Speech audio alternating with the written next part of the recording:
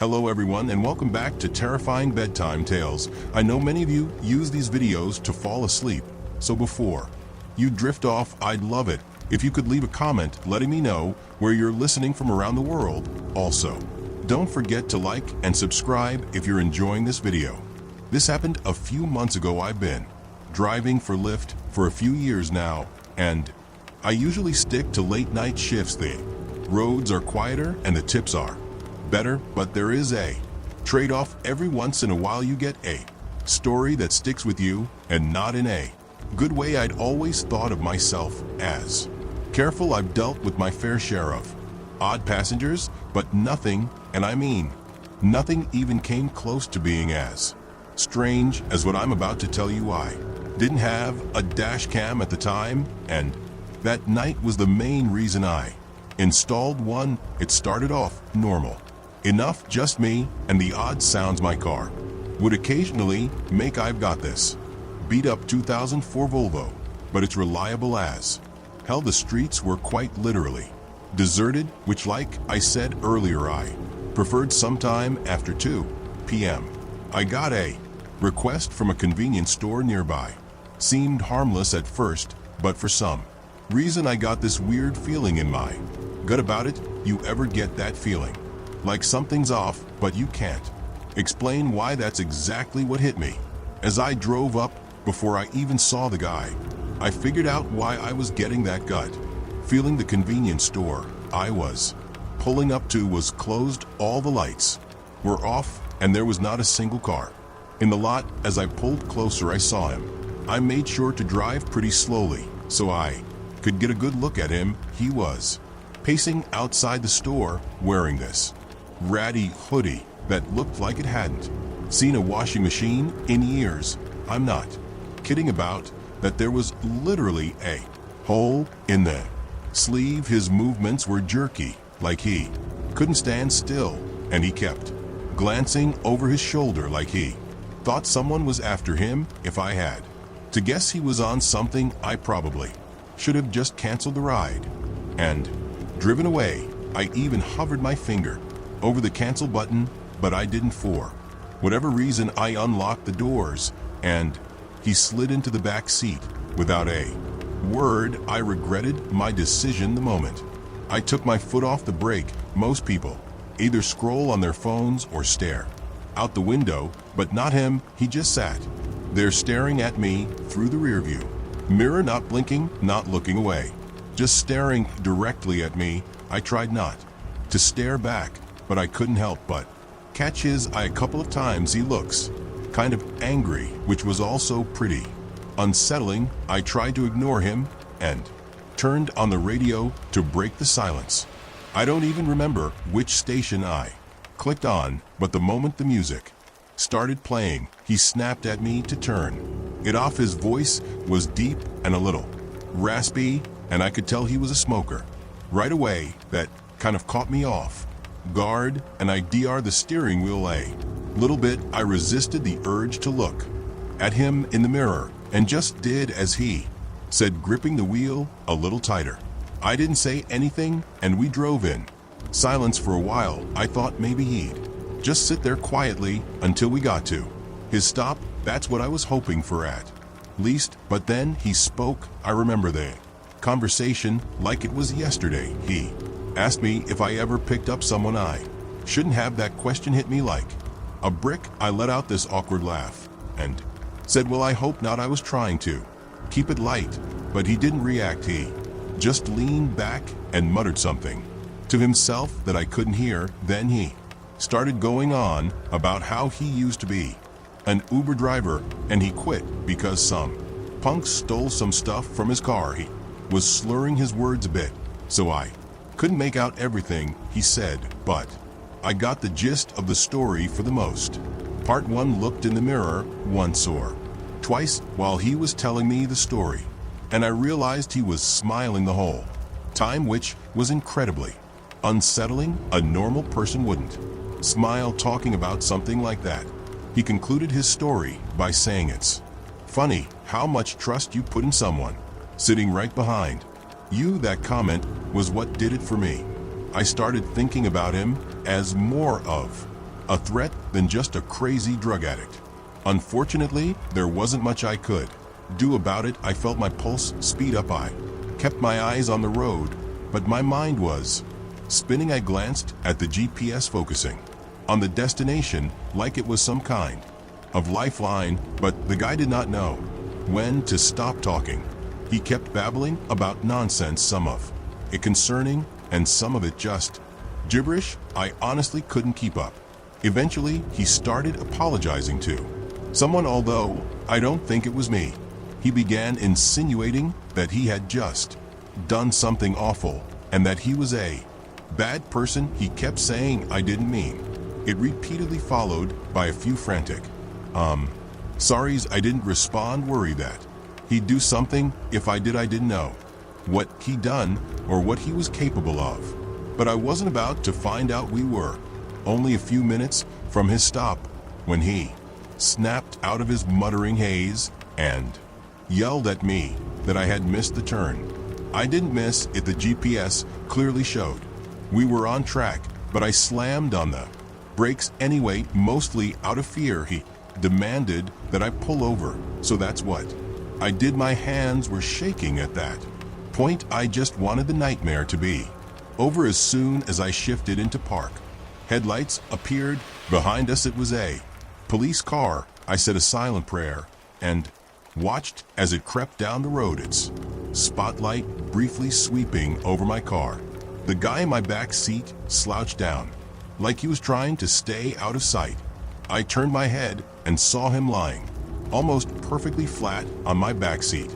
With his eyes closed, I whipped my head back around before he saw me trying to keep my breathing steady. He stayed in that position for a really uncomfortable amount of time. I wanted to ask him to leave, but decided against it eventually.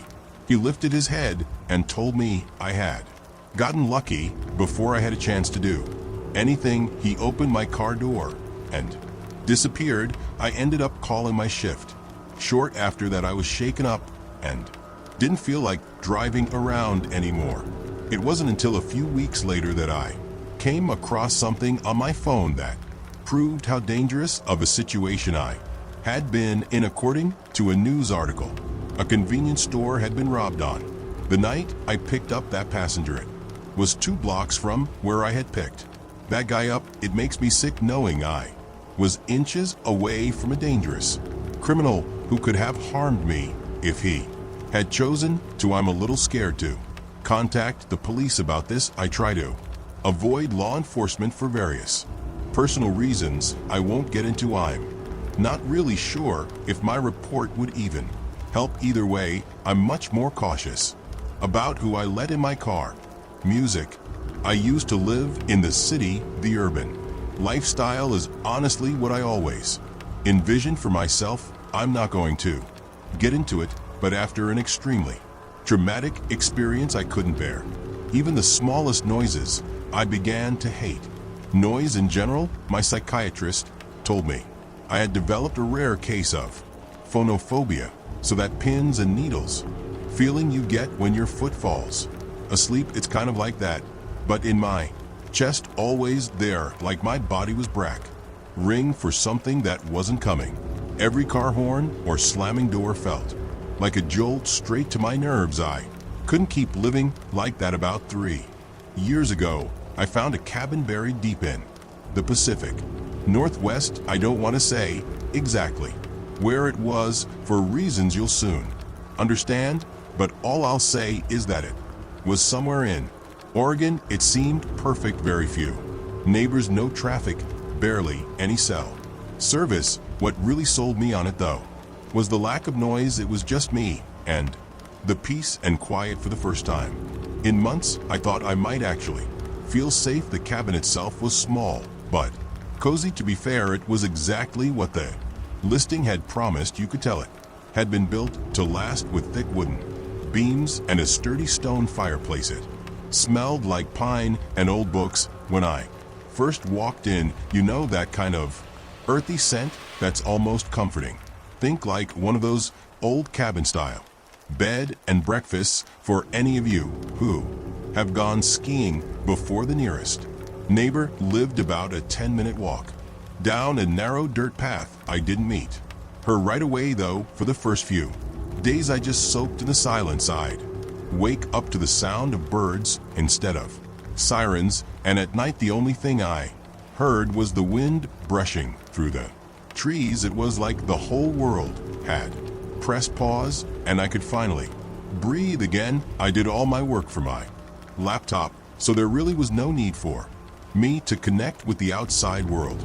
Beyond that, about a week after I moved in, there was a knock at the door. The cabin obviously had no doorbell, so those knocks were something I'd have to get used to. I opened the door, expecting it to be my neighbor, and it was a moderately old woman carrying a basket of preserves like she just stepped out of a Hallmark movie. She introduced herself as Michelle and told me she lived about 10 minutes down the trail, which didn't sound far at all until you factored in how dense the woods were. I mean, you could get turned around in there just looking for firewood. She was in her late 60s with oddly long gray hair and these piercing blue eyes that made you feel like she could see right through you. She wasn't rude, exactly more like blunt. She welcomed me to the woods and extended the basket toward me like she was expecting me to take it. I didn't really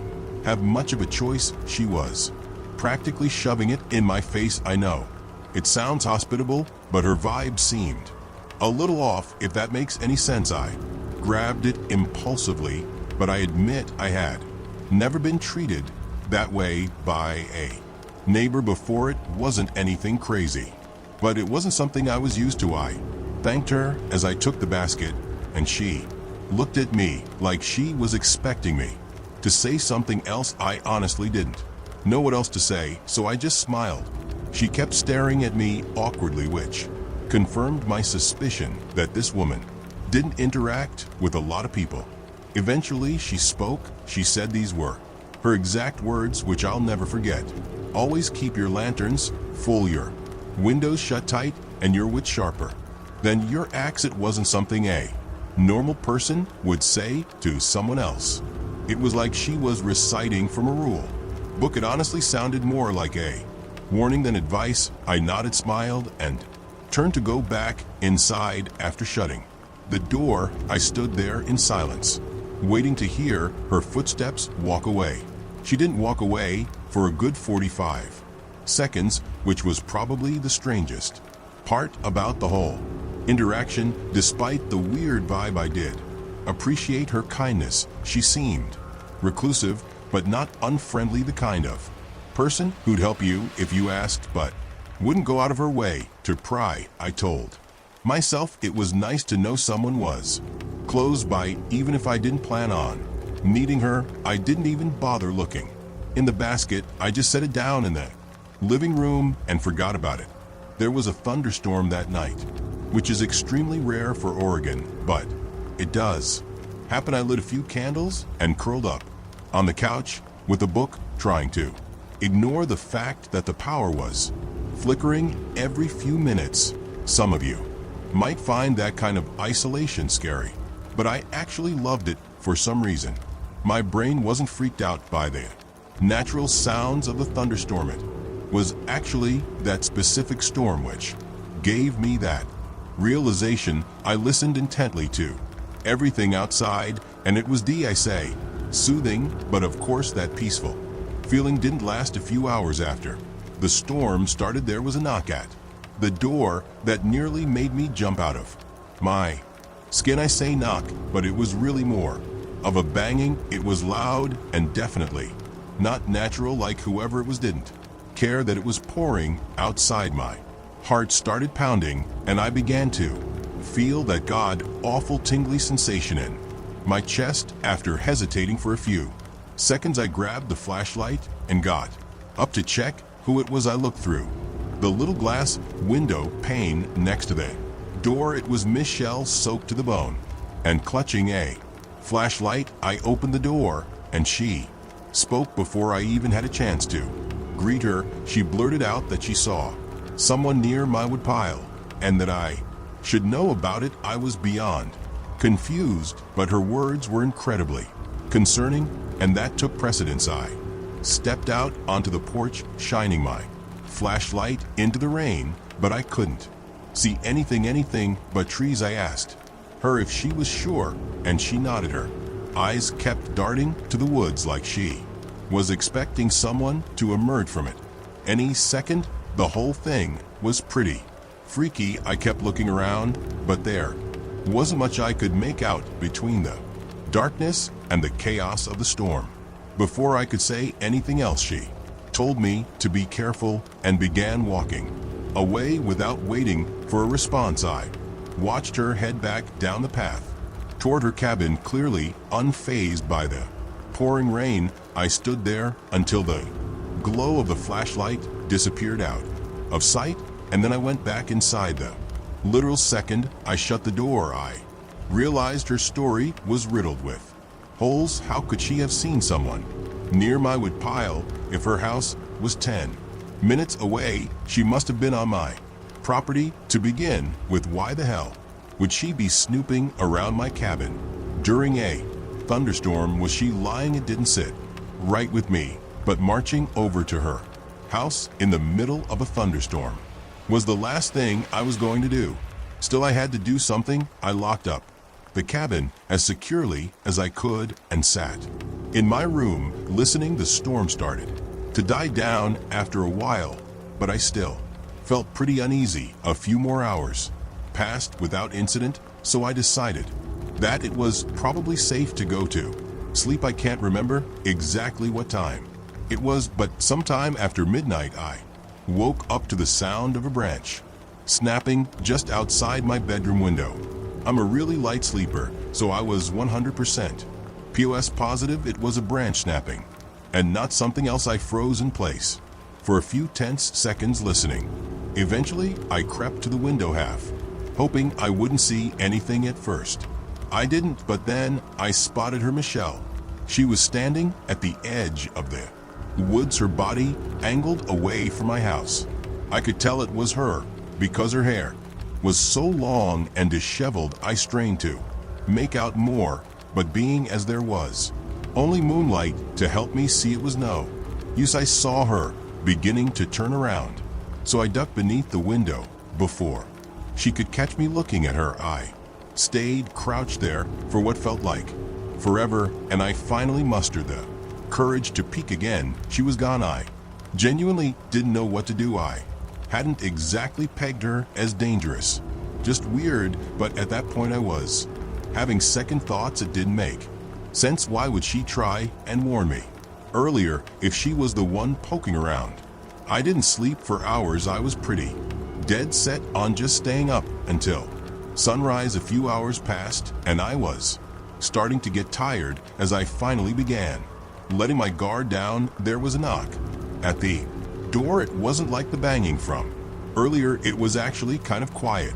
Still, I wasn't going to get up under any circumstances. The pins and needles started up again as I quietly made my way over to the door. I took an inconspicuous glance through the pane and frozen horror. It wasn't Michelle. It was a burly looking bald guy with a thick beard. I had to fight every bone in my body not to yell out in fear. The situation instantly went from a 6 to a 10. As quietly as I could, I retreated to my bathroom, locked the door, and called the police. As I was on the phone with them, I started to hear banging on the front door, like someone was repeatedly smashing it with a heavy object. The operator told me help was on the way and instructed me not to hang up. I sat there, more terrified than I'd ever been in my entire life. Eventually, the front door gave way and I heard it crash open. I genuinely thought I was going to die. That man, whoever he was, started smashing things in my cabin. At least that's what it sounded like. All I could hear was the sound of glass breaking and wood splintering. I didn't dare make a sound.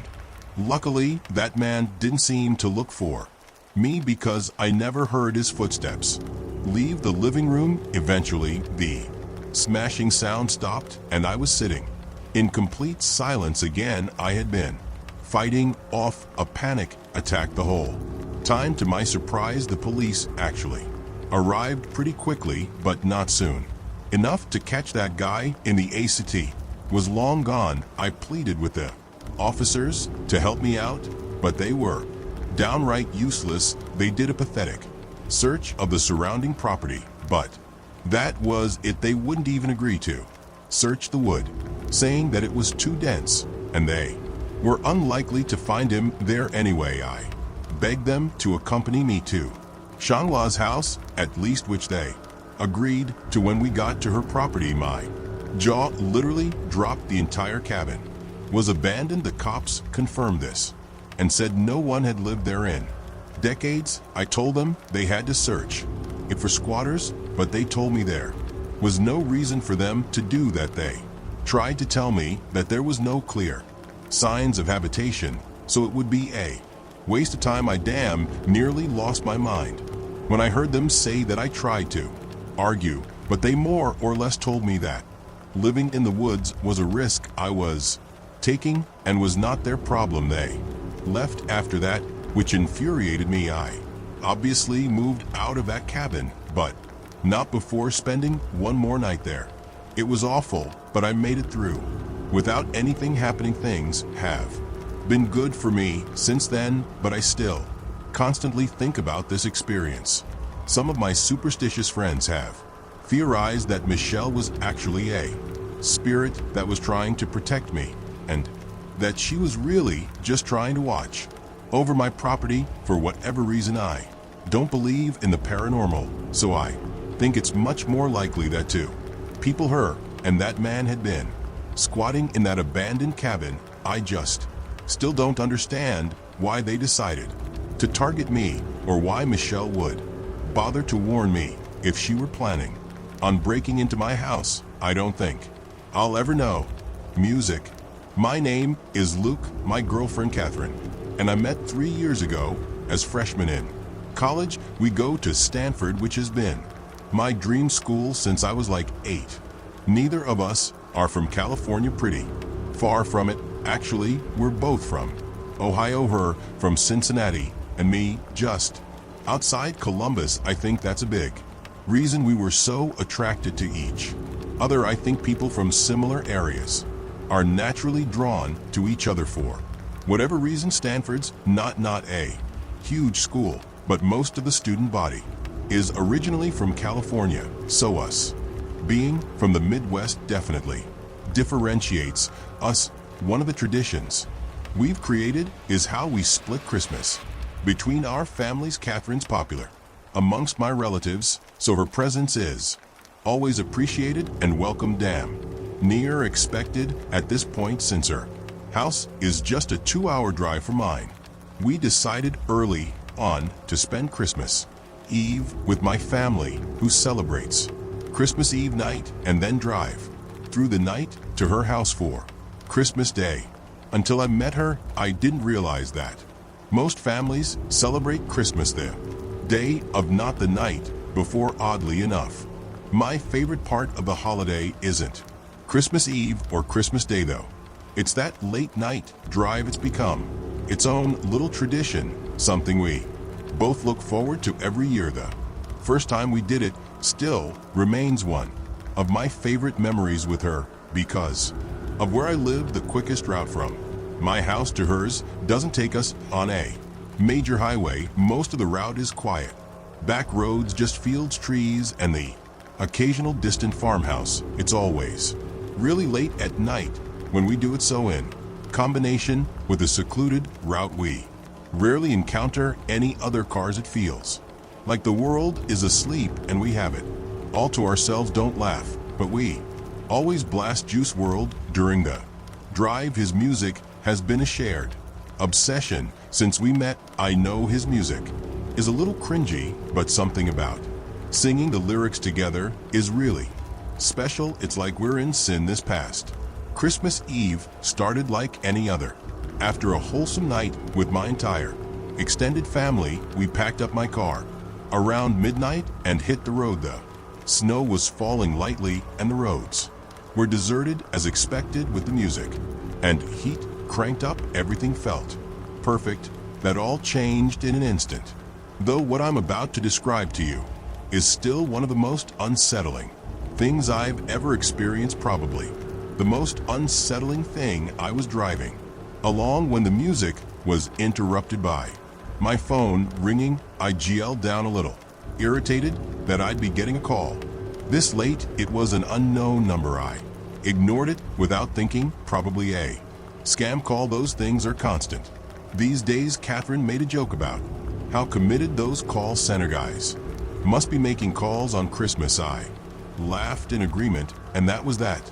But then, a few minutes later, my phone rang a second time. I again looked down and saw that it was another unknown number, probably the same one as before. I sighed, irritated, but let it go too. Voicemail. Catalina glanced at me and raised her eyebrow, but didn't say anything. I tilted my phone towards her to show her that it was an unknown number, and she said, "That's so weird," with a confused look. I didn't respond. Instead, just shrugged my shoulders. The music eventually resumed, and I tried to take my mind off the phone calls, but of course not. 2 minutes later, my phone rang again. I was pissed at that point, cursing under my breath as I fumbled wildly for my phone. I snatched it from the console and swiped aggressively across the screen, ready to tell whoever it was to screw off for spamming my phone. I could tell I startled Catalina as her body tensed up with my sudden movements. In hindsight, I probably overreacted, but I was sick of being harassed. I basically barked hello into the phone with as sharp a tone as I could muster. I expected the scam script to begin, but I was instead met with silence. I turned up the volume in my car and immediately picked up on a faint static coming from the other side of a line. I was about to hang up when a man's voice spoke. The voice didn't belong to anyone I knew.